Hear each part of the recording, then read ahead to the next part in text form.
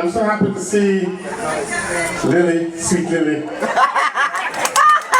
dancing a usual dance. Ladies and gentlemen, I haven't had an oversleep for the past 72 hours. I have just come back from the United Kingdom. We have had a series of very constructive meetings on behalf of my people. As a little boy, I used to read a lot of English literature. So I grew in love with English culture. So I read quite a bit of English history.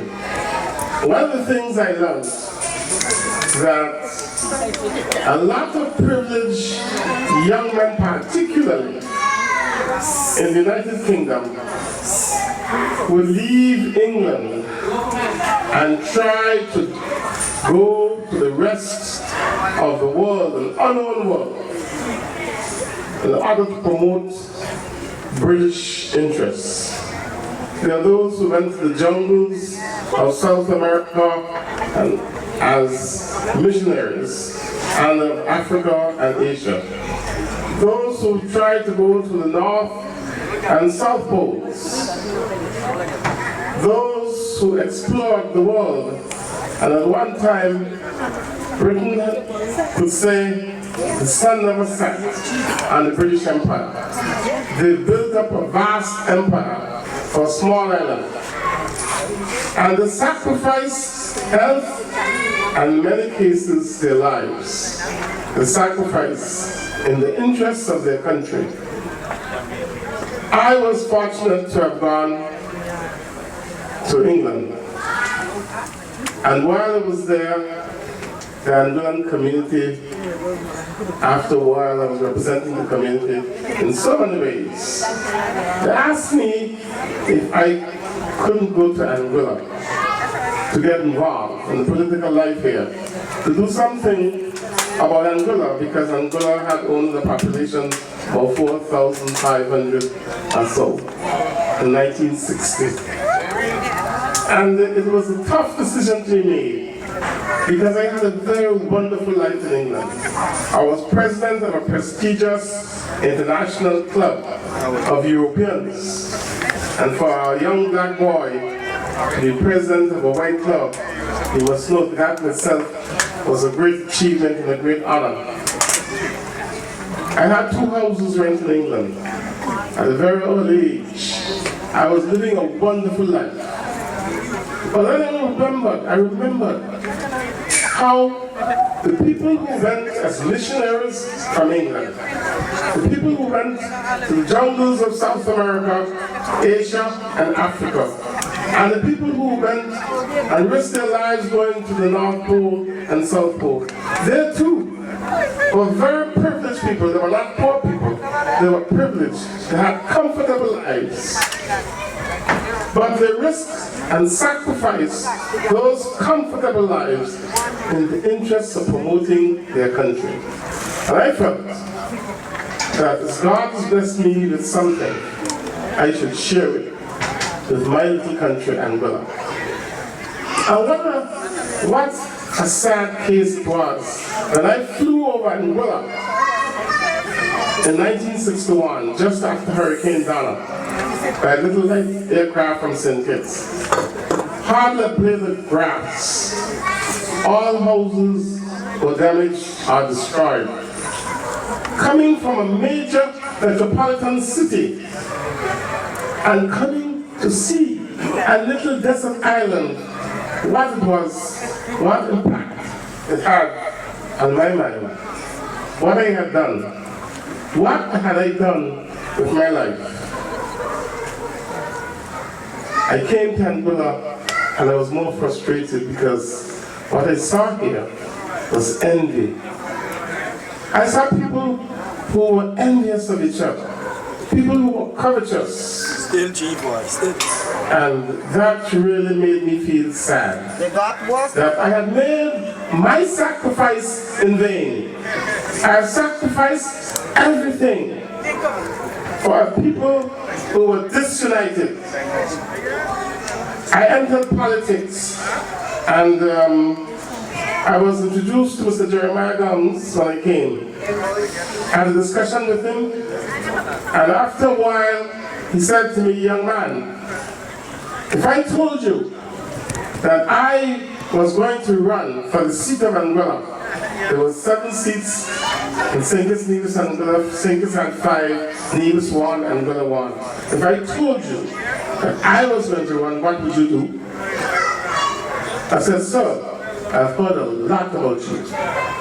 And if you run for Anguilla, I will back you, I'll support you.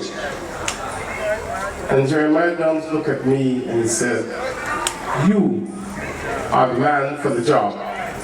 You. Because he realized the sacrifice I had made, but it was for Anguilla. And when the revolution came in 1967, people had reclaimed a sense of unity.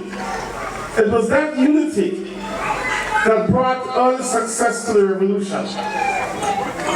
There was nothing about money, about privilege, about getting rich.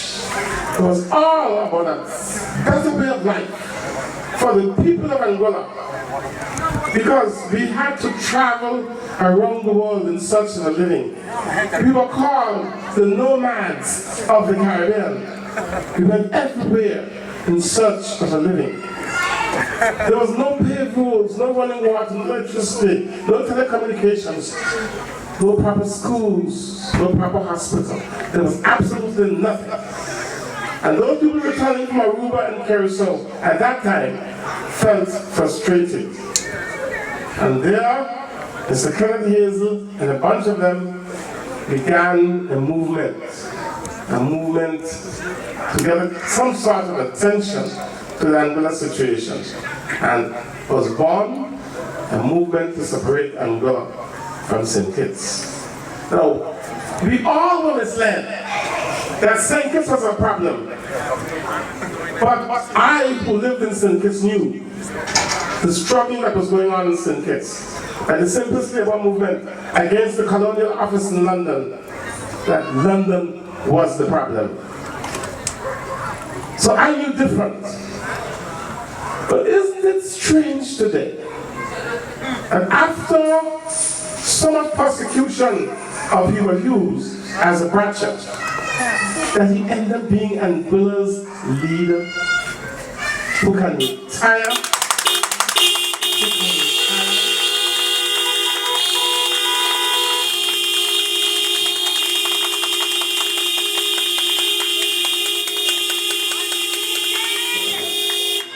The history of Anguilla will have to be rewritten.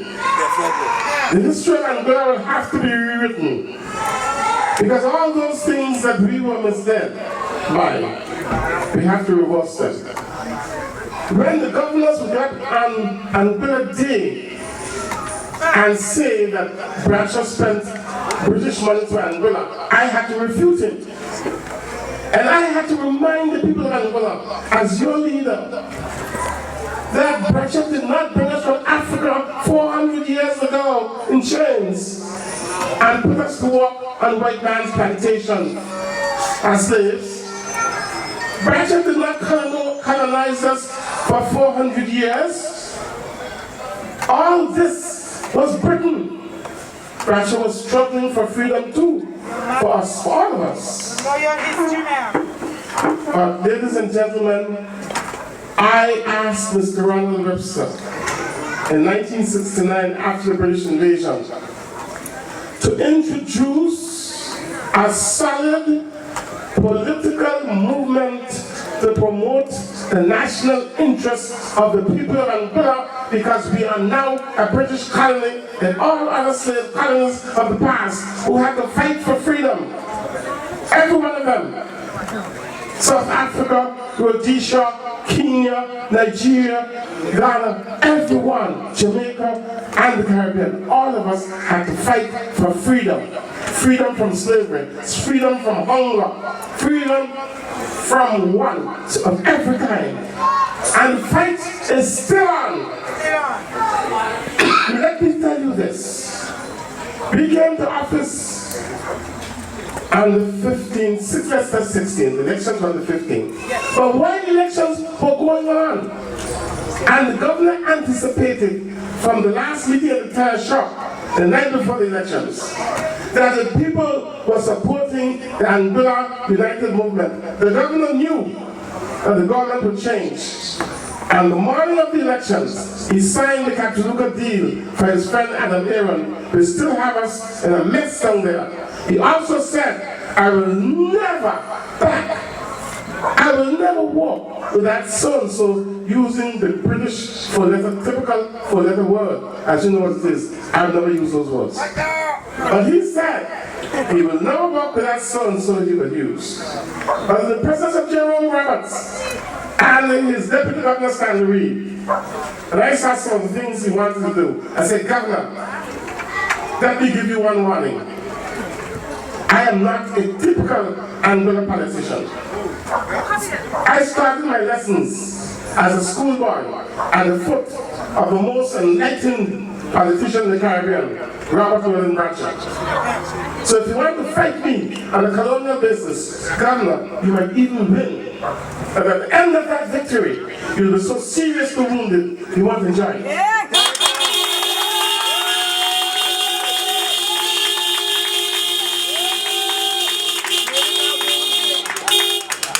Everyone in this country knows the battle between governors and myself. Not only one governor, every governor. And why? Because they said Hubert Hughes knows too much. They don't want cleanliness. They don't want you to be clean. They want you to be ignorant. And they want you to be corrupt. And because I was neither ignorant nor corrupt, they couldn't work with me.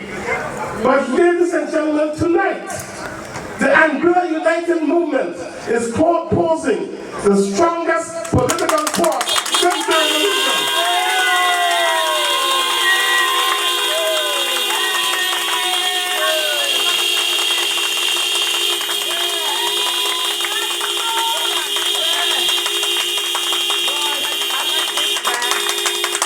Ladies and gentlemen, as I watched everyone spoke tonight, I kept on peeping on the rostrum to see where his speech was. And I said, none. I said, no speech. And Victor Banks couldn't do that. No! He had to read a speech.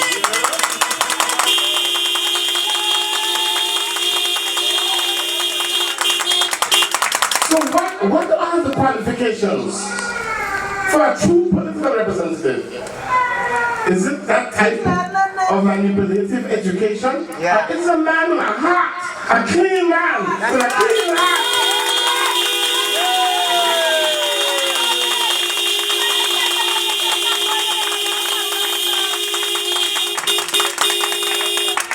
Evan Guns realized that Ray Hill is a very important village, more or less an isolated village.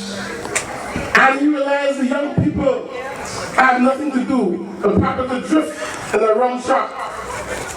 And he dedicated himself to do something that he always thought should have been done by Victor Banks. It was not done. Evan said, I must get something to occupy the young people's attention and when it was last night, I was not here. Yeah, beautiful, beautiful. They celebrated the opening of that facility.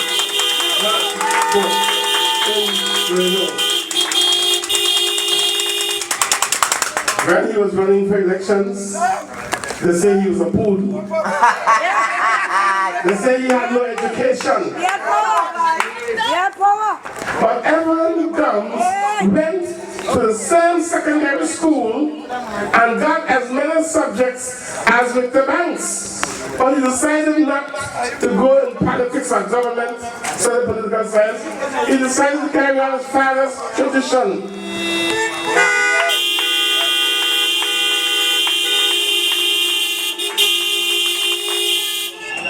I learned Fred Guns when I first came here. Shirley's uncle Fred Guns. When I first came here, and I had to buy a Hillman car from the Lee Walden and St. Kitts in order to run elections in Anguilla. because my bicycle would get punctured so fast. I couldn't bear it, so I was going to sink this in my car. And Fred Downs used to fix my wheels, my tires for me, because the rocks on the road were so pointed, they would jam straight in the tires. And that's when I learned this wonderful man, Fred Downs. And I felt so happy to have actually gone on my knees and begged his son, Evan, to join the Angola United movement. And let us strengthen this nationalist movement for the people of Angola. And eventually he did. And I was so happy. I was so happy.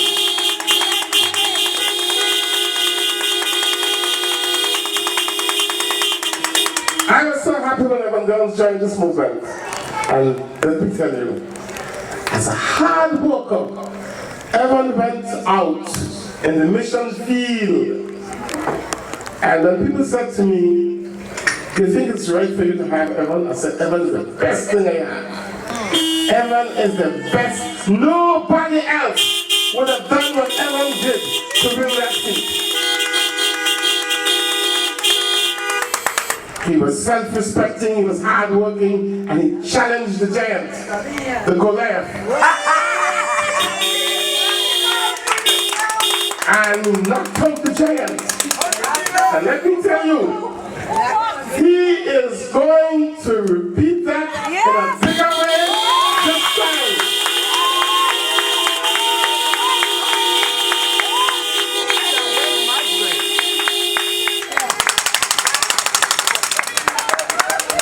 There's something I want to tell you all here tonight. There are two political factions on this island. She's better than you. Two. The Angola United Movement and the Angola United Front. Every other faction is a branch of the Angola United Front.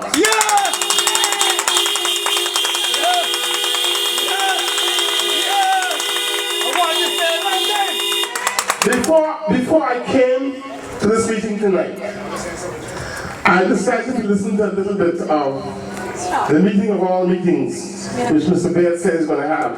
And his first speaker was my nephew, Hubert Hughes. Tell Ramel, he's my good nephew, I love him. But I have to tell the people all I know before this election is completed. So he will be no asset. He will be no asset. He will be no asset to Edison Baird. And all the rejected fronts like Yancey Richardson are Edison Baird that fall tonight.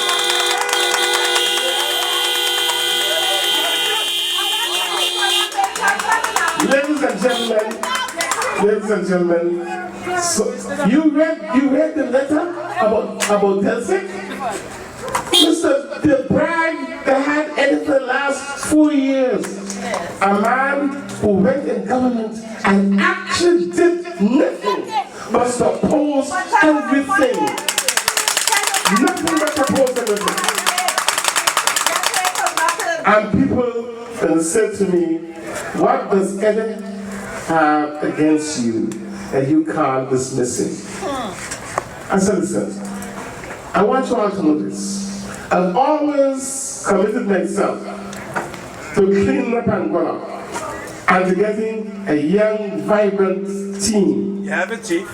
And I am not going to touch Eddie until I know he's dead.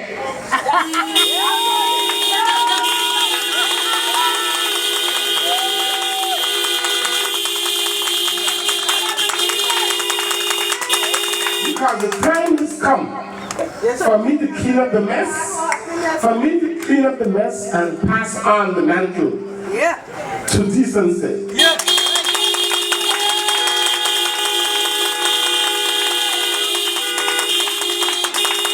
Not to lazy, listless, conniving men, but men who are committed to serve country rather than self.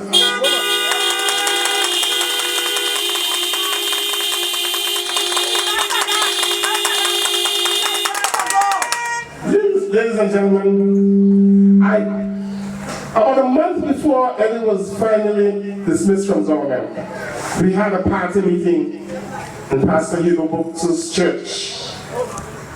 And every member of the party had me told off for not having Eddie dismissed, because Eddie is a detriment to society, and so far he's doing nothing, absolutely nothing. Why do you continue to have Eddie cursing all our friends? So I said to them at the end of it, I felt bad, and I said to them, I want you to know something. I have Eddie under my arm. I'm feeling his pulse. Yes.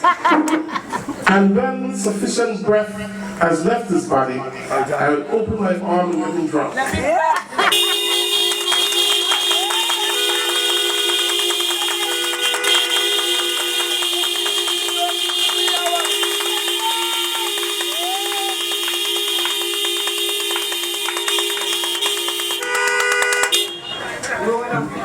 I have to appease Dan Duncan particularly because, Dan Duncan stood under the Symbiote's platform and signed the ground and campaigned for him. And the first thing to do is take him to court.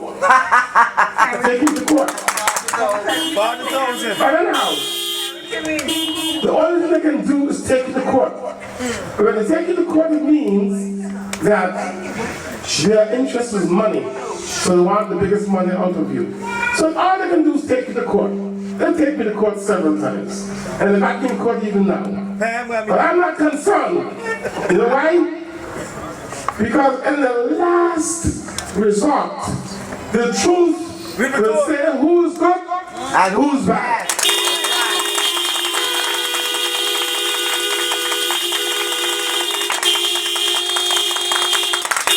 I am in court, and I heard I'm being charged with something like $200,000. And they're talking about mountain of Sherry. But I have hope they're prepared for the results of the investigation to come. Yes.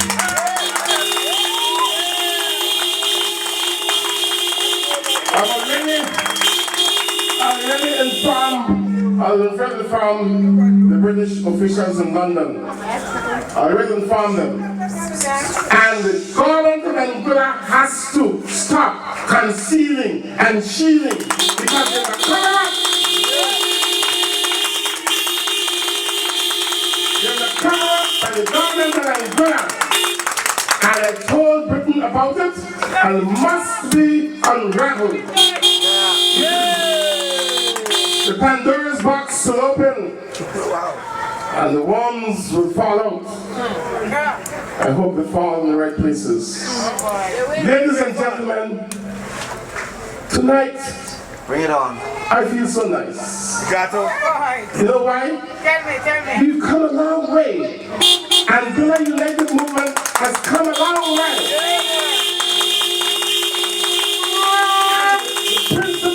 The principle of that was demonstrated by Sam Webster, who was a brilliant candidate. Has nothing to do with position, opportunity. Look what Sam has done. Sam is a great candidate. But what Sam's done, sacrifice it for his brother.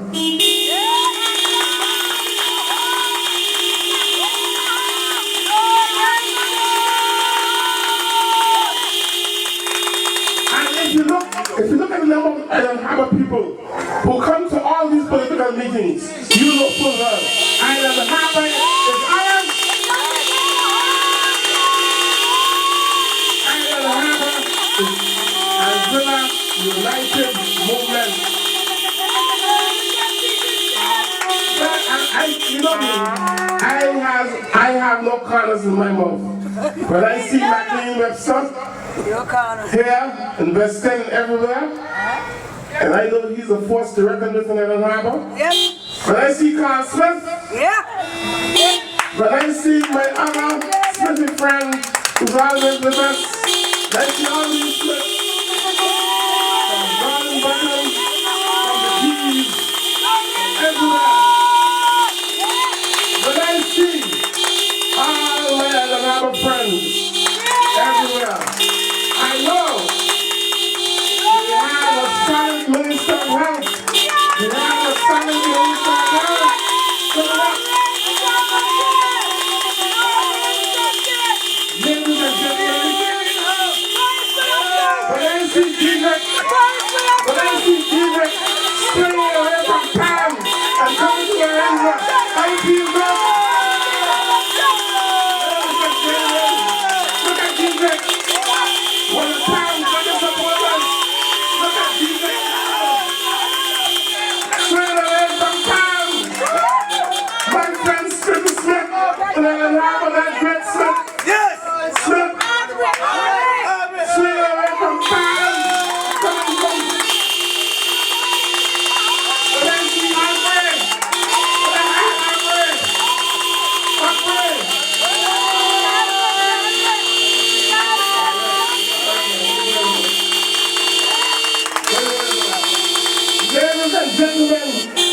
ladies and gentlemen, Angola is once more united than in 1967.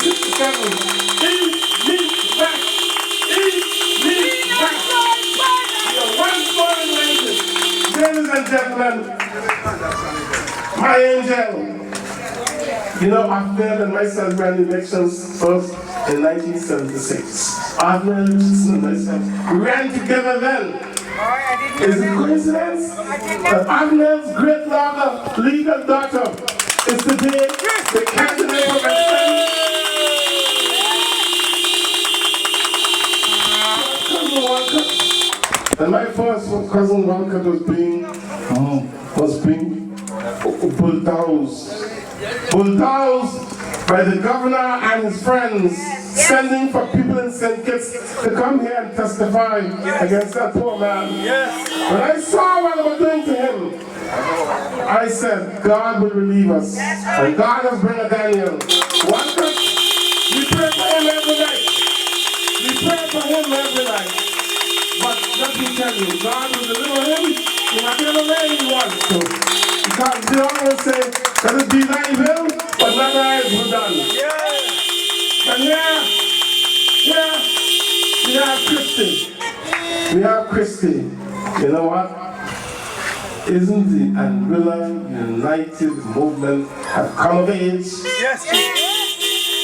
We have come of age. We are forced to recommend. I deliberately supported Mr. Beard last election. Not this time around. Because you know what? I want to make sure that the movement front was there. And I want to make sure that for all the sacrifices I made and for all the support these wonderful people in Brown Point has given to me over the years and still do, that no matter what pressure they call me, they know who I was. I was Hubert Hughes.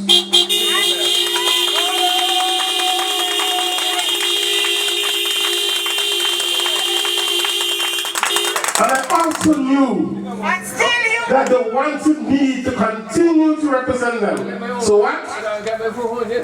I had to save this seat for somebody who will do what I have done. And that's it. Thank you. Ladies and gentlemen,